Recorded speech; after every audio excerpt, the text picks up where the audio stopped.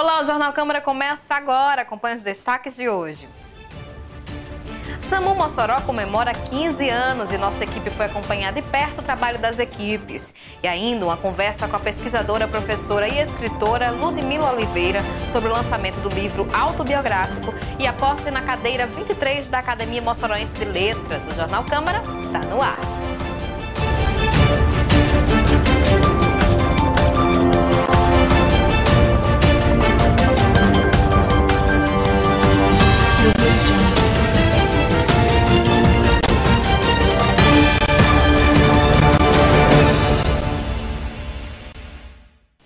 O Serviço de Atendimento Móvel de Urgência, o SAMU, em Mossoró completa 15 anos. Nossa equipe foi acompanhar de perto como funciona o trabalho dos profissionais envolvidos. O SAMU foi instalado em Mossoró no ano de 2005, mais precisamente no dia 3 de março.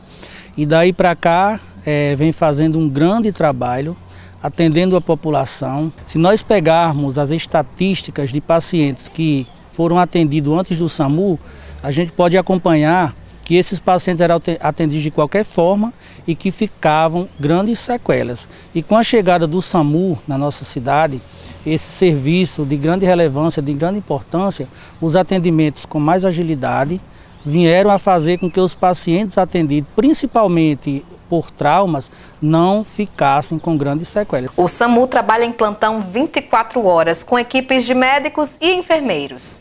Nós temos 27 médicos, 11 enfermeiros e 22 técnicos de enfermagem, onde 3 médicos ficam no plantão diurnamente nas 24 horas, 2 deles ficam na parte de regulação e na parte de atendimento.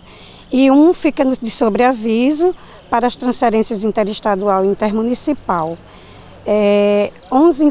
Dos 11 enfermeiros, 2 ficam no plantão, um de sobreaviso e o outro no atendimento à população, e 22 técnicos de enfermagem.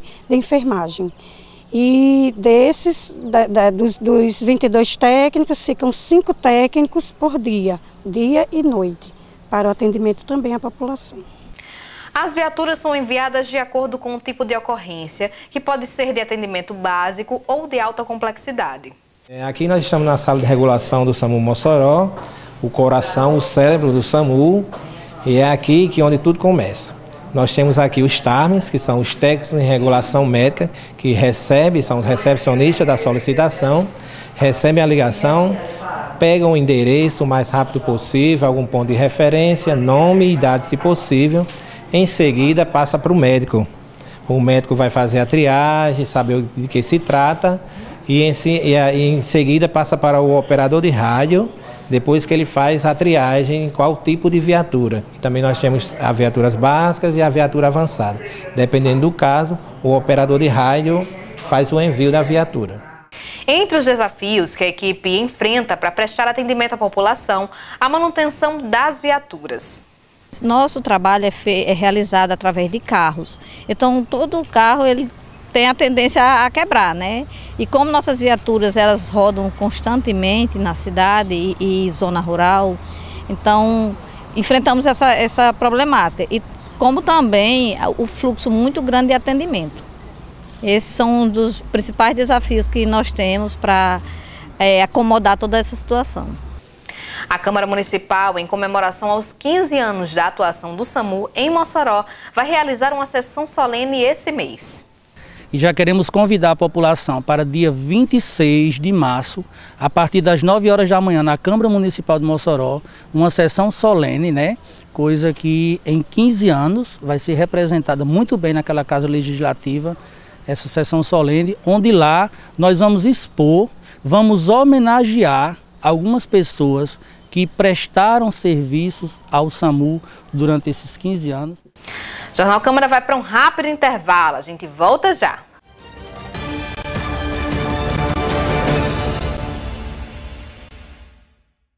Ei, eu queria poder falar com você. Te falar desses últimos meses e como tudo tá melhor. Eu percebi que viver é incrível, mais do que eu imaginava. Ser pai era um sonho e você me permitiu presenciar o nascimento da minha filha. Foi lindo. Pintei o quarto dela exatamente como imaginei. Antes de você, eu tinha medo de não conseguir estar presente quando esse momento chegasse. Queria te contar que, por sua causa, eu pude viver tudo isso. Provavelmente outras pessoas por aí querem te falar muita coisa também. Acho que você teria orgulho. Não só por mim, mas por ter feito algo tão nobre por pessoas que nunca viu. Eu só queria dizer obrigado. Obrigado por me dar mais tempo com a minha família. Obrigado pela sua doação de sangue. Doe sangue regularmente. Tem sempre alguém precisando de você. Procure o Hemocentro mais próximo e seja um doador. Vem aí, Plataforma Mais Brasil. Mais transparente, mais integrado, mais inovador, mais simples, mais efetivo, mais Brasil. O que é? É uma plataforma web para transferência de recursos da União e acompanhamento de políticas públicas. O que muda? Agora, temos uma base única de gestão das transferências que garante as informações, mais integridade, mais transparência.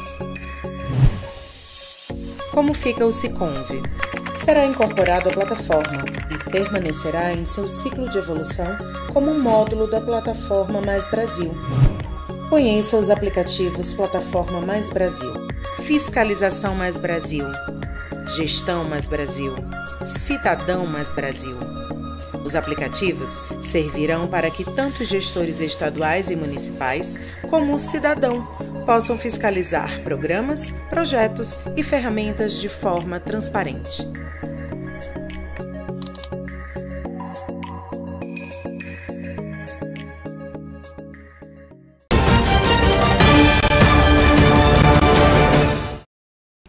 Estamos de volta com o segundo bloco do Jornal Câmara e hoje nós estamos aqui com Ludmila Oliveira, ela que é pesquisadora, autora, professora, tem a denominação de imortal por várias academias e está aqui para falar sobre vários assuntos, inclusive sobre a posse da cadeira 23 da Academia Mossoroense de Letras. Ludmila, seja bem-vinda ao Jornal Câmara.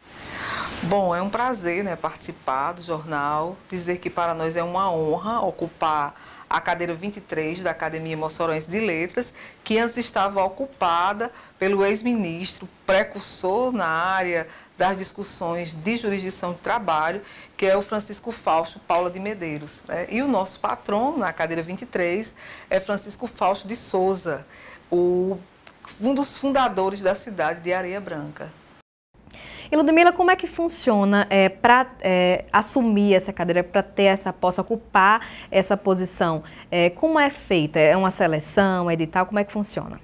Olha, quando um ocupante da cadeira ele vem a óbito, ele faz a sua passagem, a academia faz o que se chama um necrológico, e a partir dali, que é um processo de desocupação da cadeira. Então é feito um edital. E com a abertura desse edital, nós concorremos dentro daqueles crivos, ou seja, a gente passa por um processo seletivo.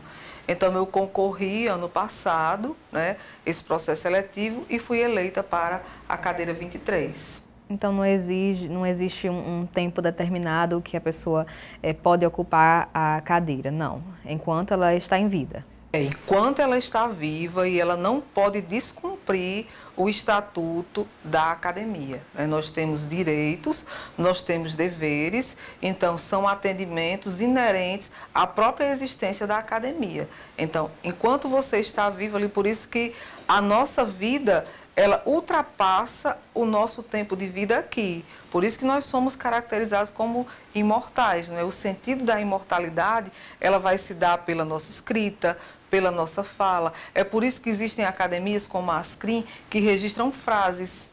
Ou seja, qual é a sua frase? Existem pessoas que ficaram imortais com um único livro, mas foi a obra que marcou a vida. Então, desculpe interromper, no caso, imortal é uma denominação de quem ocupa uma cadeira na academia, isso? Exato. Exato, e ela está porque existem diferenças nas academias. Existe a Academia de Ciências, existe a Academia de Letras, então elas vão se diferenciando, mas todas, assim, elas nasceram ali no crivo daquele que existe na França, Então a França é o berço das academias, então lá está o berço das academias. Nessa academia de hoje, Academia Mossoroense de Letras, para quem está em casa, o que é a Academia Mossoroense de Letras, de que ela se trata? Olha, a Academia Mossoroense de Letras, ela tem nos seus quadros, né, suas cadeiras, os escritores intelectuais da cidade de Mossoró. Então, lá é a academia mãe de todas as academias da nossa cidade. Então, para nós que somos mossoroense, fazer parte do quadro da AMOL, ou estar ali, sentar numa cadeira daquela, por exemplo, a cadeira que eu vou ocupar, a cadeira de um homem como o ex-ministro Francisco Fausto Paula de Medeiros, é uma honra muito grande, porque eu estou ocupando a cadeira de um homem que foi não só um intelectual, um grande magistrado, mas um altruísta, um precursor, um homem valente naquilo que queria, determinado, pioneiro. Então é isso. Então, para nós que somos mossoroenses, a AMOL é tudo. A AMOL, ela tem hoje uma história para nós que se confunde com a história de Mossoró, porque ela é a casa da nossa memória. Existe, através da ocupação dessa cadeira, existe um trabalho, uma programação? Como é que acontece a ocupação dessa cadeira? Não é só uma posição que se toma, existe um trabalho também. Existe sim, porque quando você ocupa uma cadeira dessas, qual é a sua função numa cadeira? Às vezes as pessoas me excelente perguntam, o que é que vocês fazem? É só participar de sessões? Não, nós não só participamos de sessões, nós temos uma responsabilidade social com a história, com a memória, com aquilo que nós fazemos especificamente. No meu caso, eu tenho uma essência memorialista também. Então, eu tenho esse ímpeto para escrever no campo da etnografia, do campo intimista, de trabalhar com impressões, né? É um ramo da antropologia que começa com a ontologia, ou seja, a partir do ser, né? E ultrapassa isso. E isso ultrapassa com as impressões do dia a dia, né? Então, o nosso papel é esse. Então, nós temos uma responsabilidade para escrever a nossa história, para escrever a nossa cidade hoje, escrever prospecções de futuro, né? Antes de ser dos quadros da AMOL, eu tenho um livro publicado chamado De Repente Tudo Mudou de Lugar, em que eu escrevi sobre as atuais mudanças que nós vivemos hoje em Mossoró. Porque até então nós tínhamos um processo de uma Mossoró com um único centro. Hoje nós temos, e é perceptível, não precisa ser urbanista para entender, que você percebe que existe um lugar que ficou diferente, que é aquele eixo ali da Avenida João da Escócia. Então nós escrevemos em 2011. E o que está lá no nosso livro, hoje, claramente a gente consegue perceber. Então, nosso papel na academia é esse, é ter uma responsabilidade com a memória, com a história, com trabalhos sociais, mas o nosso trabalho intelectual é esse, é imortalizar por meio das letras a nossa história e a história do nosso povo. Porque é uma coisa que, inclusive, está extinta. As pessoas não querem... Não é perder tempo, não querem ganhar tempo com isso. Então, esse é o sentido de uma vida para quem escreve. Porque quando nós partimos dessa para a outra, o que as pessoas vão lembrar de você? O que foi que você disse? O que é que você deixou? Né? Então, quando hoje nós formos falar sobre Francisco Fausto Paula de Medeiros, as pessoas vão relembrar o homem altruísta, o homem determinado, o homem que se propôs a lutar pela flexibilização das leis do trabalho. Ele lutou na contramão. Ele já no discurso de posse de ministro, ele já chegou dizendo que o que ele queria, o que ele ia fazer, ia na contramão de um processo. Mas a contramão de um processo pelo qual ele foi tão determinado que ele conseguiu. Então, ele conseguiu fazer história.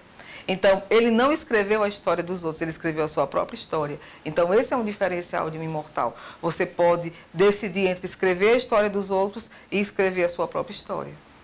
Queria abrir um parênteses aqui. Como pesquisadora, escritora também, daqui a pouquinho a gente vai estar falando sobre o lançamento do seu livro, né, um novo trabalho. Você falou aí sobre esse resgate histórico, a importância de mergulhar, né, para falar com propriedade sobre vários assuntos. Queria que a gente falasse um pouquinho sobre a internet. Internet, a partir da sua visão, eita, peraí, a palavra, percepção. Sobre a internet? Deixa eu dar só uma pausa aqui para fazer o corte. Sua percepção sobre a internet hoje tem causado aí, deixado raso o conhecimento, os relacionamentos? Tem até Bauman, que eu acho que fala sobre essas relações líquidas, né? Como é que você percebe a relação hoje do ser humano e internet com relação a estudo, ao conhecimento? Vou ser bem clara. Nós temos um mundo na palma da mão e não sabemos o que fazer com ele. Nós temos tudo para ser mais instruídos. Nós temos tudo para conhecer e viver o mundo, mas as pessoas optaram por não escolher, inclusive cerceando seus espaços de vivência. Então, é mais fácil. Pelo que eu tenho sentido, é o nível de intolerância entre as pessoas fica tão grande que é melhor até falar pelo telefone, e isso digo via WhatsApp, do que uma chamada de vídeo, porque você não quer nem ver a face do outro, vai lhe poupar, você está começando a poupar inclusive a visão. Então a internet ela tem um lado excelente, que é esse de você pesquisar, de você ter acesso, de você conhecer lugares. Eu vou até fazer aqui, vou dar um exemplo que eu vivi recente. No mês de outubro eu fui em Londres. E quando eu era criança, aqui, morando em Mossoró, eu costumava escutar o rádio. E eu escutava num programa o seguinte anunciado jornalístico: notícias agora direto de Londres.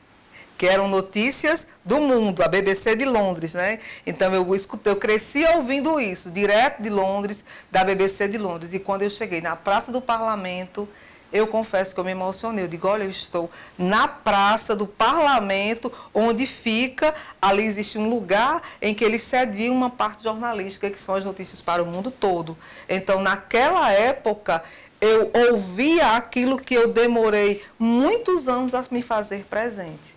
Mas não que a internet não tenha me propiciado ver, mas ver não é sentir. Não tem nada a ver. Ver não é sentir. Viver o momento, viver as pessoas é completamente diferente. Então, a internet tem o lado da prospecção do mundo na palma da mão, mas as pessoas não sabem o que fazer com o mundo na palma da mão. Então, esse é o lado perverso da internet. A gente segue agora para falar sobre... Você tomou posse também de outras cadeiras em outras academias, né? Quais são as academias que você tem aí posse das cadeiras? Olha, nós fazemos parte da Academia de Ciências Jurídicas. Lá nós ocupamos a cadeira 37, que tem como patrono Jerônimo Vantan Rosado. Nós ocupamos a cadeira 148 do Instituto Histórico e Geográfico do Rio Grande do Norte, né, que tem como patrono Jerônimo Gueiros. Nós fazemos parte da União Brasileira de Escritores, no Rio de Janeiro. Fazemos parte da Associação de Escritores de Mossoró, Ascrim. Fazemos parte da ALAMP, Academia Litero-Artístico de Mulheres Potiguares. E fazemos parte também da Associação Brasileira de Mulheres e Carreiras Jurídicas. Eu tenho um trabalho dentro da execução penal e isso me credenciou a fazer parte dessa academia também. Que não é uma academia, mas é uma associação que congrega mulheres que fazem trabalhos, que têm carreira e que defendem esse caminho, né, de carreira jurídica, porque, diga-se de passagem, que carreira jurídica não é só advocacia, não é só magistratura, existem outras frentes que nos levam a seguir esse caminho também. São muitos títulos, né? Sobre a posse da Academia Moçoroense de Letras, será hoje? A posse será hoje, lá na UAB, às 19 horas. E nós vamos fazer... A posse acontece da seguinte maneira, para as pessoas entenderem. Nós temos o patrono, que é Francisco Fausto de Souza. O primeiro ocupante foi o filho dele, né, o filho adotivo Luiz Fausto de Souza. E Luiz Fausto de Souza teve 12 filhos. E um dos filhos, Francisco Fausto Paula de Medeiros, que é o ex-ministro, presidente do TST, nós tivemos a honra, né, de ter um ministro, presidente do Tribunal Superior do Trabalho em tempos que queriam se acabar com a Justiça do Trabalho. Então ele entrou naquela frente, não fecha, nem fecha e ele acaba sendo ministro, né? Olha como é que uma pessoa na contramão de um processo consegue ainda ficar lá em cima dele. Então nós temos a história de um pai, de um filho e de um neto. Então, é uma história bonita de se ver, de se entender, percurso de intelectuais, né? Eu digo para você que hoje eu vou tomar posse em cadeiras de homens que têm uma insofismável carreira, ou seja, é indiscutível. Não são figuras folclóricas, são pessoas que deixaram sua marca, a sua própria história. Então, é de muita honra sentar nessa cadeira hoje, na cadeira 23. A gente, inclusive, parabeniza, não é? Obrigada. Ludmila, agora mudando um pouco de assunto, vamos falar com a Ludmila, escritora, né? Você está com um projeto novo, inclusive vai ser lançado aproveitando hoje o evento, não é isso? Exato, exato. Nós temos já 2 livros publicados, que são livros técnicos. É O Olhar da Águia para o Rosado da Caatinga, apesar de ser um livro com um nome, apesar de ser um livro com título poético, mas é um livro que trata sobre as caeiras de Governador de Serra Rosado. E nós temos um segundo livro, que é De Repente Tudo Mudou de Lugar, que fala do processo de gentrificação em Mossoró, que é esse processo de transformação urbana dos dias atuais.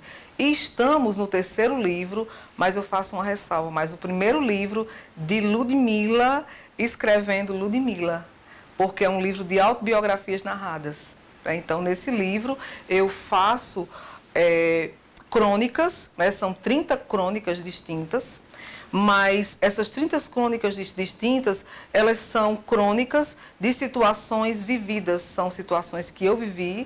Algumas crônicas são de escritores que me inspiraram, que me inspiram, que nos levam a nos alimentar na intelectualidade deles, a beber na fonte de quem, se alguém foi, se alguém pode ir, a gente pode seguir também. Certo? E nós temos um pós-fácil em que nós fazemos uma homenagem, né? Na verdade, foi um texto difícil de ser escrito pelo real que contém nele lá, que é sobre uma amiga que teve sua passagem muito recente, que é a Ilha Caliana Pereira de Almeida, que é bastante conhecida em Mossoró, e foi ela quem, um dia conversando comigo, já no leito, já bem adoentada, e disse: Ludmila, as pessoas precisam conhecer Ludmila. Porque intelectual a gente estuda, a gente escreve, o de acordo, conforme, como, entendeu? Você lê ali, cria suas impressões como uma pesquisadora. Então, a Ludmila pesquisadora, as pessoas conhecem, é um diferencial, mas você tem um diferencial que é você. As pessoas precisam saber quem você é. E ela dizia isso porque a gente tinha muitas conversas e existem pessoas que gostam disso, de viver momentos. Então, nós fizemos faculdade juntas e foi numa conversa que ela disse: comece a escrever sobre você. Eu tenho um blog, comecei a escrever nesse blog e ela disse: você está escrevendo textos técnicos num blog que é Ludmila. Então, mude isso. Mude, escreva você tem tanta coisa boa para dizer, suas viagens, suas coisas, e foi aí que nós começamos a pensar no livro. Eu comecei a pensar no livro, comecei a escrever. E um dia eu disse: Aila, vamos, escreva um capítulo a Ilha Caliana Pereira de Almeida, porque um sonho que ela tinha era de ir a Paris, e ela não conseguiu ir a Paris. Né? Aí, o que foi que aconteceu? Esse projeto foi tardando. No nosso último encontro, eu fiquei aguardando somente o texto dela. Ela não teve condição de fazer e ela partiu e não escreveu. Então, eu demorei a publicar o livro justamente por isso, porque eu fiquei pensando e pedindo a Deus a inspiração para registrar ali um trabalho que nós começamos. Então, o pós-fácil se chama Ilha Caliana Pereira de Almeida. O título do livro: Uma lição para cada dia, 30 lições para a vida inteira. Além dessa experiência que você teve, né, dessa vivência com essa sua amiga, eu acredito que foi difícil selecionar as histórias para o livro. Como é que você fez essa seleção, principalmente de uma obra tão autoral, né? Eu fui tirando lições das situações mais difíceis da minha vida. Vou dar um exemplo de uma situação difícil. A situação, por exemplo, de ser graduada em serviço social e ter um dia uma pessoa que olhou para mim e disse: olha, não é para qualquer uma. Como é que você se propõe a fazer um doutorado em arquitetura e urbanismo? Porque isso aqui é para uma pessoa que é formado nisso. Ou seja, as pessoas não estão acostumadas com a luta. Elas fazem o discurso da luta, mas elas não sabem viver a luta. O que eu mais vejo são pessoas na rua ou pessoas reunidas, vamos lutar. E aí, você sabe lutar? Então, uma lição foi essa, porque nós chegamos no primeiro lugar, geral. Em 33 meses nós concluímos um doutorado nota A em todas as disciplinas e com praticamente assim 10 em tudo que eu fiz. Então foi uma grande lição. Eu tive que ir na contramão e eu tive que vencer. Foi uma lição muito grande. Uma outra lição muito grande foi passar por uma história de vida, porque eu casei aos 16 anos, fui mãe aos 17. Então, quando meu filho completou 7 anos, foi que eu voltei para a faculdade. Então, eu fiz tudo que eu fiz. Graduação, especialização, mestrado, doutorado, tudo que vocês veem no meu currículo, que é acesso público, eu fiz com criança, com filho pequeno, e nunca me atrapalhou, pelo contrário. Sempre foi uma bênção na minha vida, é uma bênção na minha vida. Meu filho hoje tem 27 anos. Acabou sendo uma motivação? Acabou sendo uma motivação. E eu trouxe ele para ser um intelectual junto comigo, né? Aos 27 anos, ele se forma agora no próximo dia 7 de julho em medicina. Ele estuda na Europa, foi uma opção dele, não foi porque não passou em faculdade no Brasil, é porque era o sonho dele desde criança, de estudar num país que falasse inglês. Ele tinha esse sonho. Aos 5 anos de idade ele começou o curso de inglês e aí eu não pude ir contra os sonhos dele. Então, lá eu conto a lição de uma mãe que tem um filho e que teve que deixar um filho, atravessar o oceano e voltar sozinha. E lá eu conto também as coisas boas do processo, né? As outras viagens que eu fui, né? A ida para fora do país me trouxe muitas experiências, porque eu acabei conhecendo lugares que eu não imaginava e vivendo experiências maiores do que você imagina. Ou seja, o meu doutorado em arquitetura e urbanismo, eu posso dizer que eu vivo ele, eu sei o que é ser urbanista, eu sei o que são as diferenças de lugares, eu sei o que é chegar aqui na zona rural lá do Jucuri e chegar lá em Dubai e conseguir ver a beleza dos dois lugares, porque quando eu vou e quando eu volto, a alegria de chegar aqui. Eu amo minha cidade, eu me sinto feliz aqui, eu tenho orgulho de ser moçoroense. Eu tenho um orgulho mesmo de ser moçoroense. Digo isso com todo o amor e carinho mesmo. Não é uma coisa assim de qualquer forma, não é um jargão. É de verdade isso. As pessoas que me conhecem sabem disso. Uma outra lição que eu posso lhe dizer que está lá foi uma experiência que eu tive de uma visita a Israel. Eu não fui para Israel com um grupo de pessoas, eu fui com meu filho e lá eu também vivi uma experiência. Eu achava que, por exemplo, como é a experiência de chegar no muro, por exemplo, né? Só uma curiosidade. E você acha que as pessoas estão ali até fingindo. Elas não estão fingindo. Quando você escuta a oração das pessoas, o canto dos judeus com o canto dos pássaros, você não acredita no lugar que você está. Então, realmente, aquilo que o salmista diz, que até os passarinhos encontraram aonde está, que são os seus ninhos, mas o ser humano, ele não é capaz de encontrar o seu lugar. Então, realmente foi uma experiência incrível estar em Israel, essa experiência no muro. Em um outro momento, não foi no túmulo, não foi, porque eu tenho certeza que ele vive. Então, eu cheguei ali, eu tinha certeza que ele esteve, mas não estar mais, de maneira nenhuma, nem ninguém roubou o corpo. Ele realmente ressuscitou, está vivo. Mas foi no Mar da Galileia, foi onde ele passou 40 dias. Então, eu estive lá naquele trecho onde ele ficou 40 dias. E a simplicidade, a calmaria das águas, o canto dos pássaros. Isso que alguém pode dizer assim, isso você pode ver em qualquer lugar. Sim, mas foi naquele lugar. Então, realmente foi diferente, né? Atravessar, por exemplo, o campo minado da Síria, da Cisjordânia, né? Viver o que é um campo minado de guerra, né? Então, posso dizer que vivi o que é passar algumas horas numa área em que a qualquer momento pode vir uma bomba, pode explodir. Aí é onde a gente diz assim, sim, você tem fé, fé é isso, né? Acreditar é isso. Então, foi uma experiência, foram 2 experiências muito grandes. Foi essa experiência na Rússia, essa experiência lá em Israel, tenho essa experiência em Londres, que eu coloquei aqui para vocês, da BBC. Tenho uma experiência também em Dubai, eu achei muito difícil para nós que somos mulheres, né? E aí, como nós estamos no mês que faz alusão, né? Mas não é para ser só o mês, é para ser a vida toda, para fazer alusão não é fácil. você vê, a gente acha que estamos numa cidade, aqui não vamos muito longe não, nós estamos em Mossoró e eu passei por uma situação de constrangimento, mas muito maior constrangimento é você ver mulheres que não conseguem nem enxergar o mundo, porque elas enxergam por trás das grades, são as rendas.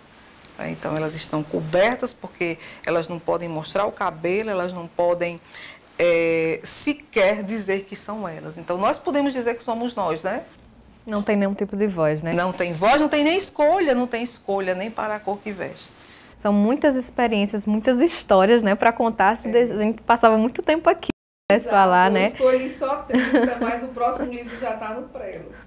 Ludmila, a partir do lançamento desse livro, onde é que as pessoas vão poder ter acesso a esse material? Olha, podem entrar em contato com a Fundação Vantan Rosado, né? Nós escolhemos o selo, tem um sentido também, nós escolhemos a coleção moçoroense para honrarmos o nosso patrono, Vantan Rosado, ele que não foi só um colecionador de papel, ele que é o responsável pela história, pela luta precursora dos escritores, que deu vida à biblioteca da nossa cidade, que foi um dos fundadores da universidade, a qual eu tenho muito honra de fazer, que é a UFESA, e de modo nenhum a gente poderia deixar de não publicar uma moçoroense, não publicar na coleção moçoroense a sua história, a sua autobiografia. Então pode entrar em contato com a Fundação Moçoroense, que lá eles vão ter o material. Ludmila, a gente vai ter que encerrar nossa conversa agora. Queria agradecer muito a sua participação aqui, foi muito enriquecedor. As portas estão sempre abertas aqui no Jornal Câmara. Nós que agradecemos, estamos aqui à disposição, né, para contar muito mais lições, né, e também aprender juntos, né? Vamos trazer, inclusive, vamos trazê-la novamente aqui para debater outros temas, que assuntos não faltam, aí tem muito repertório para falar. Obrigada. A gente que agradece. E assim a gente encerra essa edição do Jornal Câmara. Se você quiser rever as nossas reportagens ou acompanhar a nossa programação, já sabe. YouTube, TV Câmara Mossoró, estamos também nas redes sociais. Agradeço a sua companhia e até o próximo encontro. Tchau!